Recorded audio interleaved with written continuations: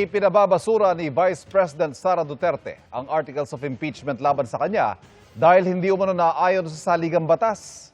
Pero pwede nga bang ibasura ng Senate Impeachment Court ang articles of impeachment nang hindi nalilitis? Alamin sa pagtuto ni Maki Pulido. Katwiran ni Vice President Sara Duterte sa sagot niya sa impeachment complaint, depektibo at hindi akma sa konstitusyon ang articles of impeachment. Kaya ipinababasura niya sa impeachment court ang mga reklamo. Pero maaari bang ibasura ng Senate Impeachment Court ang articles of impeachment na inihain ng Kamara? Sabi sa Article 11 ng ating saligang batas, Kamara ang may tanging kapangyarihan na magsimula ng kaso ng impeachment. Kung bumoto pabor ang 1/3 ng mga miyembro ng Kamara, ito na ang magiging articles of impeachment. Nakasaad din sa oras na may articles of impeachment na trial by the Senate shall proceed forthwith.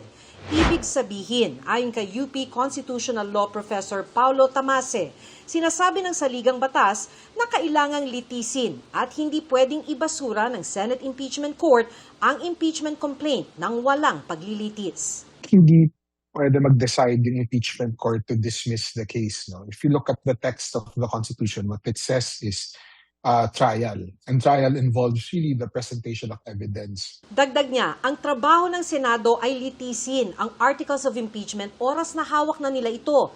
Ang sabi ay litisin, hindi sinabing kilatisin. Natapos na anya sa Kamara ang pagkilatis. And therefore, ang trabaho ng Senate now is not to second-guess or review what the House did. So it's a misunderstanding to think that the Senate can correct the House. They are co-equal in government. So just as the House cannot review the Senate, the second cannot review the House. Paalala ni Tamase na iiba ang impeachment court sa regular court kung saan maaari talagang mabasura ang kaso dahil sa mga kwestiyon sa teknikalidad. Normally, in courts outside of the Senate, so in normal judicial courts, mayroon talagang mga preliminary grounds to dismiss a case on procedural issues. And the reason why the court does that is for one of many possible technical legal reasons. No? What we have is an impeachment proceeding that is really looking out for what is the truth on these important impeachable grounds or issues. Maki Pulido, Nakatuto, 24 Oras.